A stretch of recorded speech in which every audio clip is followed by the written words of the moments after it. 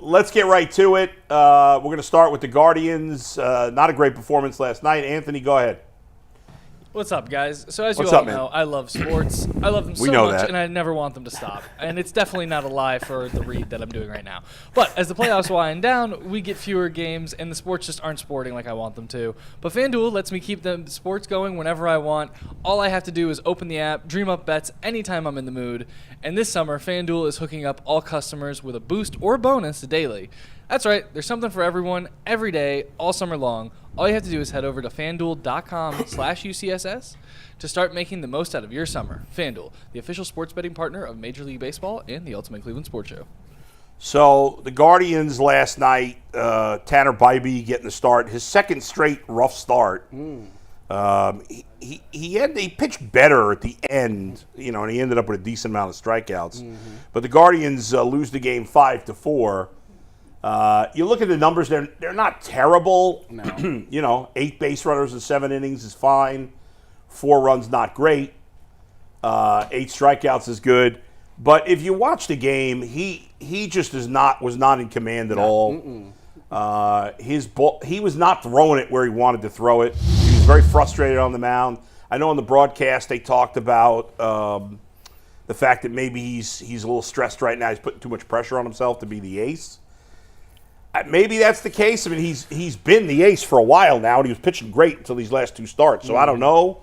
But if he can't be more reliable than he's been the last 2 starts, it's going to be a major problem because the rest of the rotation's a huge question mark. Well, I mean, I think you hit it right there on the head. I was telling Ant, like the Giants game, I think he made the start in the Giants game. It was the same way. It's something about the first inning where you could tell he's frustrated because he keeps stepping off the mound. He's doing this, trying to lock in, but it's just like, I don't know. It's that first time through the order where guys are really hitting him. Now, the second time around, he started to do a lot better. It's usually the opposite, too. I know. That's what I'm saying. The first, because you haven't seen his stuff. And for some odd reason, I don't know if it's film preparation or whatever it is, guys for the past 2 starts have gotten on top of him early in the game, and he's able to pull it together that second time around. But at that point, the damage kind of was done. I mean, they was hitting a lot of gaps right between the outfielders. Then the home runs started to pile up, and it got bad at kind of early. You thought when Angel Martinez came out and hit the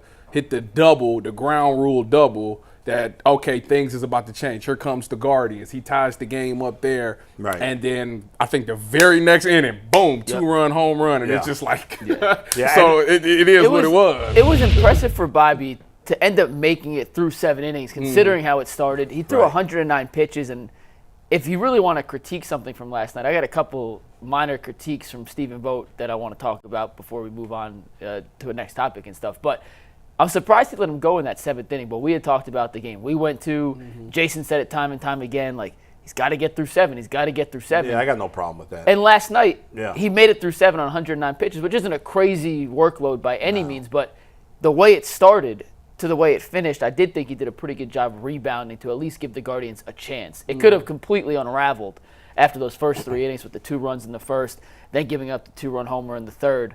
But after that, he settled down and got outs, even if they were loud outs. Yeah, I mean, he let him go 7. Not all. First of all, 109 pitches is really not that many pitches. I know it's become a lot of pitches this day and age, and guys are used to that, but it's not a lot. Here's the thing, too. Not all, like, pitch count alone doesn't tell the story. It's how stressed you are on those pitches, especially late versus early. So Bibee kind of cruised through the last 4 innings for the most part. And so if he had finished, let's say he'd finished the 6th inning, I don't remember how many pitches he had at the end of the 6th. I want to say around 90. But had he had a bad inning in the 6th where he'd thrown like 30 pitches, he doesn't make you back out. Then you don't bring him out for the 7th. But the 4th, 5th, and 6th were relatively easy. I mean, not easy, but he didn't throw as many pitches those innings, which is why he brought him out for the 7th. He's thinking about the bullpen. He's thinking about how taxed they've been. And if they were down, they weren't going to use their key guys, which they didn't. And they stretched some of the guys in the pen, too, and it ended up costing them a run on the home run to make it 5-3. It's a frustrating game because the Guardians have had some bad series here against bad teams. Let's face it, Minnesota's making a run at them. I mean, even Kansas City's not far back, but Minnesota's played great baseball since late April, and they're now only 5 games back. They split a doubleheader with the White Sox yesterday. The Guardians this afternoon have Spencer Howard pitching, who's a journeyman nothing who they just got. His first start for they got him from San Francisco. Yeah. It's his first start since being acquired by the Guardians. He's never been any good. There's no way. There's no. I was about to say that has to be a typo. Oh man, it's probably 8 walks or whatever. But you could have been pitching in the league. And you had 8 he's bounced around. He's a guy who's consistently being DFA'd, and he's gone from team to team. He's the ultimate journeyman. He might, if he pitches poorly today, he's probably going to be off the team by tomorrow. Yeah. By the way, the Guardians this morning sent Gabriel Arias back to the minors. Caldwell Brennan up. Well, they activated him from the injured list. Silly Arias, Willie. A long overdue to get Arias back to the minors. He is not performing. He has not performed for 2 years. I'm not saying his career's not over. He's going to get another opportunity, whether it's here or somewhere else. But it was time to take him off the roster. He was bringing nothing to the table. Getting caught in the rundown in the 9th last night. Nah, that wasn't his fault. You can't be that far off the base there. No. You can't be that far off the base. Yeah, no, you're wrong. You're wrong. There's no. They're with running one on out contact. in the 9th. They're running on contact. There's one out in the 9th. It's a hit to the first baseman. You can't go like that. No, Mike. That's the call. That's what they did. You can't do that. But that's not him. You can blame Stephen Vogt if you want on that. Well, that's another thing for Stephen Vogt. You can't blame Arias. So what the Guardians did, I mean, I don't know this with 100% certainty, but it's probably the case that before you explain it, whoever's fault it is to say you go on contact then, that you cannot get caught in a rundown with one out in the 9th and a runner on third base. You can't. Well, no. So you can't. There's no excuse for that. No. Well, with one out in the 9th, the decision was made to run on contact. I don't have a problem with that. If you run on contact and the guy puts the ball in play, 9 times out of 10, if the ball's on the ground, you're going to score. Unfortunately, it went right to the first baseman. You could blame Vogt if you want. Now, Arias, my bigger problem on that play is that I don't know what the hell Tyler Freeman was doing running past first base. He's got to get to third on that play, and then it doesn't matter. But ultimately, it didn't matter. It was going to be 2 outs anyway, so what's the difference? It was a non-factor in the game. They just had Freeman at second instead of third. In fact, you still have him at third. Wait a second. You just can't get caught in a rundown. There's my point. If you send him, then go. Well, no. You're wrong on this, Mike. No, you cannot. With one out in the 9th and a runner on third, you can't get caught in a rundown. What do you want him to do? They're running on contact. Once he's running on contact and he sees he has no chance to score, then that's what you're supposed to do is get in a rundown. Then you should never have put him in a situation to be running on contact. So I guess it's not Arias' fault. It's the manager's fault or the third base coach's fault. If you want to blame the manager, I think you're out to lunch on this one. You can't get caught in a rundown with a runner on third base and a slow hit roller to first. It wasn't. He knew he wasn't going to be able to score. Then truck the catcher. Do something. That's such a pathetic way to go out. Once that happens, once he knows he's not going to score, you have to get in a rundown. I understand what you're trying to say. Yeah. Tyvus, just take the L on this one. The Guardians took the L because they should never have a runner running into the. I shouldn't curse on TV. It's a stupid play. Most teams are running on contact in that situation. But why are you running on contact with one out? Because if it gets through, you're scoring. You're scoring if it gets through. If you're not running on contact. If that rolls into the right field, you're scoring no matter what. You're not running. If it gets through, you're scoring even. Yeah. The point is you're forcing the other team to make a clean play. That's stupid. That's stupid. All right, I'm not going to argue with you. That's what you do in Little League, Bull. That's what you do in Little League, not Major League Baseball. It happens all the time. Most teams do that. The Kim Crane first baseman may not be able to throw at a guy in a crunch situation. It's going to be 2 outs either way. And then you get the run. You try to force the action. You hope the first baseman doesn't field it cleanly, or he makes a bad decision and not throw home, or he throws the ball wild, and then you're going to score. Once those things don't happen, you get in a rundown. I'm fine with that. So the other base runner to get to third. Freeman should have gotten to third on the play, and then it wouldn't have mattered. The only reason and he ended up getting the third on a wild pitch, which if he had been in third already, they would have scored. And guess what? If Arias didn't go on contact, they just take the out on first, and then the wild pitch happens like it did anyway. Arias scores from third, tie game. That is true. But I'll take the dub. Thank you, boy. Thank you. You're out of your mind. Incredible. You got to run on contact in that situation. That's why Kim Crane's out of the playoffs. Dang. Well, that's a fair criticism. I love you, Bull. Dang, I did you make gonna go there? It was listen, like God. I'm just telling you, you're wrong. I understand the premise of what you're saying. I just think 99 out of 100 times that's a silly decision. No, 99 out of 100. 90 times out of 100, you're going to score on that play. The one time you don't do it, or the one time you do it potentially, is if Austin Hedges is up next, which... Well, and then once Austin Hedges was up next, so maybe that is the right time. How bad... This tells you how bad Austin Hedges is. Why you be doing This is how bad Austin Hedges is. Anthony's They intentionally walked Brian Rocchio, who can't hit. He can't hit. He might. Well, he might at some point in his career. Right now, he can't hit. No, I'm saying he's had moments this season where he's But I'm hit. saying he's a lower tier hitter in Major League Baseball I right agree. now. Yes. And guys like that don't get walked intentionally. That's how bad Austin Hedges is. Is that his first career intentional walk? Can you look that up? Who, Rocchio? Yeah. Oh, probably. I mean, I can't imagine. Unless there was another situation where Austin Hedges was coming up with 2 outs. Hedges would have sent it over the fence. The only time guys like that would only get walked when pitchers used to hit. Yeah. Because the pitchers, Austin Hedges is basically like a National League pitcher. That's what he is. I mean, that's what he is. I have no argument. He cannot hit. I know the Guardians at this point, and I know Austin Hedges. I know everybody loves him. He's a great guy. Most important player on the team. He's by far not the most important player on the team. They should just make him the team mascot and let him stick around and replace him on the roster with a player who can actually hit. Could they promote him to a coaching position Why not? mid-season? I'm being dead serious. Yes, they could. There's no rule that says you can't. Who? No, they'd have to pay him his salary. Let me ask you this: Who was his absurd $4 million who's worse, salary? him or Miles Straw from last year? Hedges is actually, I mean, they're probably the two worst hitters in baseball. But if I had to say, I'd probably say Hedges is worse because at least Straw can run. Well, Hedges has a little power. No, Comparatively speaking to Straw. but at least Straw can run. That could help you a little Fair. more. But they're both hideous. Later bunt. I mean, like I said, Straw hasn't got called up the whole year. And he's on the 40-man roster. I think he's still on the 40-man roster. No, he's not. Because he's not on the 40-man roster anymore. Oh yeah, by the way, Yeah. you wasn't here Tuesday, but Jason, if you're watching this, Angel Martinez, that's 2 days in a row he's done something great. 2 days in a row, he's done something great every game so far, pretty much. Well, see, the problem is on Tuesday we were talking about who are. He talked about this yesterday. We asked him yesterday. Oh, yeah, who did no you? untouchables. Who did you say? Who did I? Oh, Like, I out of agree the- with Jason. Jason was right on Hunter Gaddis. That's not fair. Why is it not fair? He played last year. But he didn't play much. Y'all need to cut As that long out. as you still qualify for Rookie of the Year, it counts. Y'all need to Is cut that Gaddis out. in the running for Rookie of the Year? No, because he's a relief pitcher and he's not a closer. Who's Don't the favorite count. right now? I hadn't even been thinking about it. Maybe he'll get some down ballot votes. I mean, who the hell's Rookie of the Year in the American League?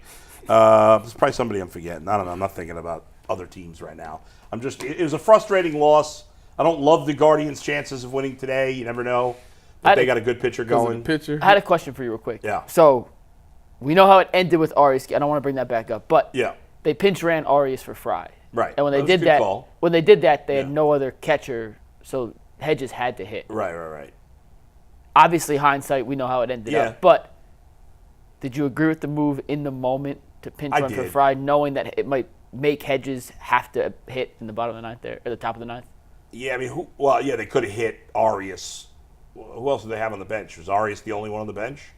Well, they'd already pinch hit Freeman for Schneeman, Right. which I didn't love either. Which is Freeman and Schneeman. Freeman for Schneeman. Schneeman hit a home run early in the game, so Yeah, I didn't love that. that means they definitely had somebody else on the bench. Who did they? They hit Noel for Naylor, so that was out of the question. Wait, they hit Noel for Bo Naylor. Yes. Yeah, I don't remember. They could have pinch hit Arias for Hedges had they not used him to run. That's a fair second guess. Vogt maybe should have thought about that, but I didn't have a problem with it at the time, so I'm not going to complain about it now. But it's a fair second guess. But Arias is the tying run, and he's a much better base runner than Fry. Just what I wanted to ask about. I just wasn't sure how you felt about it in the moment. I think right now, listen, the offense has been up and down lately, but the biggest concern right now is the starting pitching because, and Bibee will be fine, and he looked, he was fine those last few innings. Gavin looked good the last. Gavin Williams pitched well, but Lively's been good. His last start wasn't great though. But there's major concern because you have a couple of spots, and if Spencer Howard pitches 4 innings today, I'll be surprised. That would be one time through the lineup. Is he literally a one-time through guy? I think they're going to hope he can pitch longer, but maybe that's why it wouldn't surprise me. And remember, you're facing the Tigers. The Tigers aren't a very good offense. No. So that was exactly why they let Bibee do 7 innings. Right. Well, that's part of it. Yeah. They knew Howard was pitching today, and it's probably that's a big part of it. And he's, he could easily get knocked out in the first inning. I mean, it could be that. You think so? I mean, it could. Maybe he pitched a 1, 2, 3 inning. You never know. It's baseball, but he gonna come out there and be terrible. He gonna be lights out. How close is Matthew Boyd to being ready? Not that close. Probably a couple of weeks. He's not very good either. So, the starting rotation's a problem. They need to make a trade, and I wonder if they're nervous about Lively after the last start. Which maybe is unfair because he's pitched so well, and he'll probably be fine. Over under Howard 2.5 strikeouts today. God, he has 21 in 20 innings this year. So. Yeah, which is good. 2.5. Correct stat. He has 11 walks, by the way, not 83. In how many innings? 20 innings. 20. 11 walks in 20 innings. That's pretty hideous. 21 strikeouts. You don't think he get 3 strikeouts? 3 strikeouts? I mean, the Tigers are. I'll give him 3. Okay. The Tigers do strike out a lot. Yeah, they're a pretty high strikeout rate team. I'll give him 3 Ks. I'll give him 4 innings, 3 Ks. That's what I'll give him. That if he goes 4 innings, 3 Ks, and can give up less than 4 runs, I would take it. I was talking to Earl before we came down here, just on how good Bibey's been in the big picture of this season. I know it started a little rough, but it's been really good. And how your expectations for certain pitchers completely depend on what the result is and how you look at it. And you see that stat line from Bibee last night. And we all say, not his best stuff. He needs to be better if he's going to be their ace. If you got that from Cookie Carrasco, you're doing backflips. If you got that from Spencer Howard tonight, you're doing backflips. If Ben Lively does that, not his best, but you know what? We'll take that from Ben Lively time in and time out. But that's how good Bibey's been, is where a average start, which it doesn't technically qualify as a quality start on ESPN because it's more than 3 runs, but it's not the end of the world. It wasn't a catastrophe by any means, but I mean, overall for the season, depending on who you're looking at, that's either a great thing or a bad thing. Yeah, but his ERA is now 3.77 on the year. That's not good enough. I mean, that's middle of the pack. That's nowhere close to getting Cy Young votes. Jason's. Jason, that was his prediction? His bold prediction, yes. And yours was Rocchio. Oh, mine was terrible. But your guy just got an intentional walk. That OPS is going up. It's going way up for that intentional walk. I haven't even checked to see the home run, so I don't know where the Guardians even is. They're still top half. Yeah, they're definitely still top half. They've probably I don't know that they've dropped off much. I think the last time I checked, they were 12th. Yeah. Right in that. But they're like 2 off from 10. It's right in that range of where you want to be, Davis. You're still bold prediction-wise sitting pretty. There you go. So they're currently sitting at 9th, tied with the Red Sox. Is that in total home runs or home runs per game? The baseball expert. Look at home runs per game. They might even be higher because they've played, I think, less games than a number of teams. Although maybe they've caught up lately. They haven't had a day off in a while. I think they've caught up because I think every team is supposed to be right around the same number for All-Star once you hit the All-Star. No, but it's not. Well, within like a game or 2. So. Right. Can you find it? Tyvis, home runs per game? Expert. All right. Real quick, Brennan back up off the injury stint. How does Vogt handle the right field platoon now? Is it going to be dependent on pitcher lefty-righty split? Is it a Brennan's job until he loses it? Is it Noel's he's job? Not playing every day. So so how do you think Vogt handles the right field platoon? This Silly Willie. Freeman, Noel, Brennan. Yeah, I mean, I still think Schneeman's going to play a lot. I think Brennan's going to be a bench player with occasional starts against righties. I will be curious to see what he does, because Brennan was playing decently before he got hurt, but Schneeman's played so well. He has. He was a homer last night. Obviously, you're not taking Angel Martinez out of the lineup, and he's been in the outfield mix too. How do you think he looks from center field, by the way? I think he looks I haven't seen enough. It's a very small Yeah. sample size. He looks pretty natural out there to me. It's so weird how they've moved so many Isn't infielders. he a second baseman by Shortstop. trade? Shortstop. Yeah. By trade. Shortstop, yeah. I He mean, played that's what second and third. They've taken all this glut of middle infielders, and they're trying them all in the outfield because they don't have any legitimate outfielders besides Quan. And but at some point they're gonna have to shake it up and obviously make a trade to get better in pitching and maybe even what's get that dude from Georgia that's in the draft? Condon. What position? Yeah. Corner outfielder, third base. Okay. But he's like he's a big dude. He's 6'6", 6'5". Really? He playing yeah. third base? Well, he most likely he will won't play be playing corner. third base for the Guardians. Corner outfield. Nah, for yeah. the major. Yeah, I mean, if they draft him, I'm guessing the plan is to make him a right fielder. Yeah. That would be the plan. We'll see. He was a big dude, but they haven't had the Guardians have not had an outfielder hit 20 home runs in a decade. It's the craziest stat, maybe in baseball. And right then now. it's not going to happen this Quan year. coming for it. He's not going to hit 20. Nah, he ain't gonna hit 20. But I mean, I guess it's possible. No, but he at I doubt it. 9 right now. Yeah, he's at 9. Halfway point 9. I mean, that's the most of anybody in the outfield, right? Nobody else has got more than 9. yeah. No. Brennan has 5. Freeman has 7. Yeah. Noel has 3. Schneemann has 4 now. Nobody's 3 or hit. 4. The only guys hitting 20 are Ramirez and Naylor. Who already have 20. Both. Right. And maybe Fry will hit 20, but I wouldn't think Fry's on a. he's been ice cold. Yeah. Ice cold. Yeah. His OPS has dropped over 200 points in the Yeah, last month. it'll be interesting to see after the All-Star break. You got today's game with the Tigers, and then you got 3 in Tampa, and then you take a break, and it'll be interesting to see if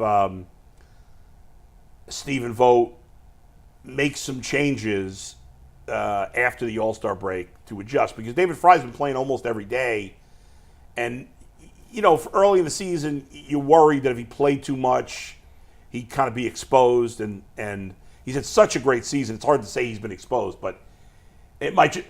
I guess we'll find out in the next 3 months if he's been exposed by playing too much, or if he's just in a slump and he's going to bounce back the second half of the season.